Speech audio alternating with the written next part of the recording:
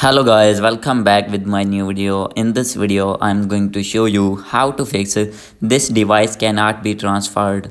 So guys, if you have this type of error on your iPhone, then I'll help you how to fix this problem. So guys, you can easily fix this problem. So let's start without wasting any time.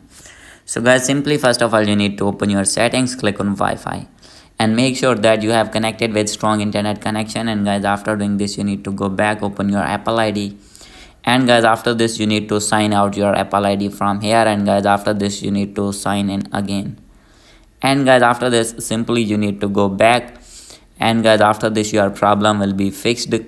So guys, if still not fix your problem, then guys you need to click on general, click on software update, and guys you need to update your iPhone to latest iOS version, and guys after doing this you need to go back, and guys simply you need to open your Apple ID again, and guys make sure that your iPhone has been associated with this Apple ID till 90 days.